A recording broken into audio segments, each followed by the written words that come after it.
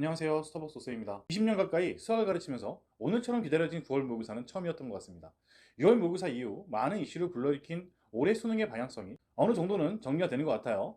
이번 9월 모의고사는 현 고3뿐만 아니라 2025학년도 고교학점제에 해당되지 않는 현 중3 학생들까지 영향을 주는 시험이기도 했죠. 이번 9월 모의고사에 대해서 정리를 해보면 첫 번째로 더 이상 킬러는 없지만 물수능이라고 말할 만큼 쉽지만은 않다라는 것입니다. 각 등급 학생들마다 느꼈을 체감 난이도에서는 분명히 차이가 있었겠지만 확실하게 느껴지는 공통적인 이야기는 킬러 문제와 스킬적으로 풀 수 있는 문제는 없었다는 거예요. 6월 모평 이후 교육부에서 이야기한 킬러는 없어도 변별력을 가질 수 있다는 말은 제대로 지켜진 것 같아요.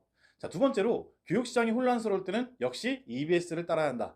6월 모평 이후 제가 올린 영상에서 앞으로 수능을 어떻게 대비해야 되는가에 대해서 말씀드린 적이 있었죠. 그때 말씀드렸던 두 가지가 EBS 위주의 심리형 문항 대비를 해야 한다는 것과 중킬러 문항 증가에 따른 시간 압박을 대비해야 한다라고 말씀드렸었는데요.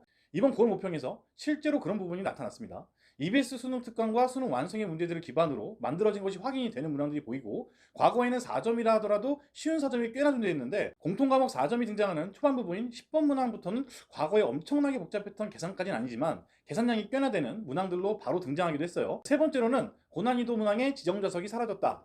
킬러는 없지만 다소 까다로운 중킬러급 문제들의 배열이 자리를 계속 바꾸고 있습니다. 이런 특징 때문에 익숙하지 않은 문제 순서로 시간 안배를 하기 까다로워지는 시험이 앞으로도 계속될 것이라고 생각되고 있어요. 이번 수능을 대비하는 분들은 고난이도 문항이 출현하는 위치를 머릿속에서 지우고 모든 문제를 꼭 다 읽어보고 확인하는 것이 매우 중요할 것이라 생각됩니다. 네 번째로는 선택 과목의 비중은 떨어지고 공통 과목의 중요도는 더 중요해졌습니다. 이 부분은 선택 과목 수능이 도입된 시기 이후 보여진 특징이기도 한데요.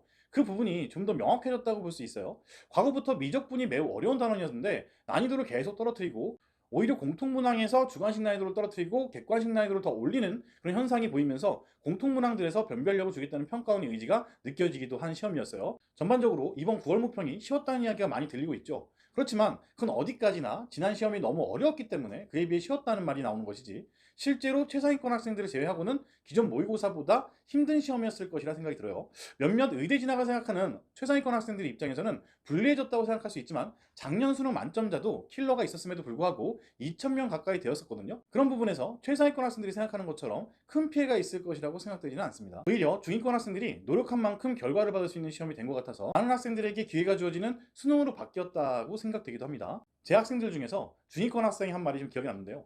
쉬운 듯한데 어려웠다고 하더라고요. 좀 쉬운데 어렵다고? 좀 이상하게 들릴지 모르겠지만 어떻게 보면 제일 정확한 말일 수도 있어요. 과거 중위권 학생들이 손도 못 대고 포기하던 것과는 다르게 좀 더 노력하면 나도 할 수 있겠는데? 이런 희망적인 메시지로 바뀌었다는 것이니까 그런 부분을 봤을 때 이번 9월 모평의 변화는 매우 긍정적이라고 저는 생각을 합니다. 분명 난이도의 하락은 있었어요.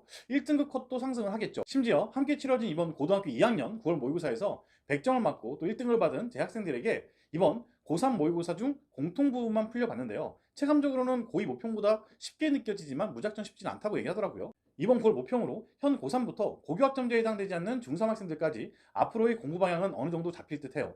최근 기출과 EBS 교재 내용을 베이스로 하고 과거처럼 너무 많은 개념을 함축시킨 문항은 나오지 않을 것이라 예상되니까 각 단원에 해당하는 개념을 정확하게 인지해서 조건들을 추론해내던가 그래프로 추론하는 형태의 문제들이 중킬러의 자리를 확고하게 자리 잡을 것으로 전 생각이 돼요. 또한 단순히 외워서 풀 수 있는 문제보다 아주 복잡하진 않지만 연산력도 꽤 중요해졌고 한 문제 풀이 집중력이 요구되는 문항이 많은 만큼 물고 늘어지는 그런 끈기를 가질 수 있도록 노력하시는 것이 바람직하지 않을까 생각합니다. 오늘은 현 중3부터 고3에게 너무 중요했던 9월 모평에 대해 말씀드렸어요. 고3 재수생 학생분들은 남은 두 달 잘 준비하셔서 성공적인 입시가 되길 간절히 바라겠습니다. 다음 영상은 더 좋은 영상으로 찾아뵙겠습니다. 감사합니다.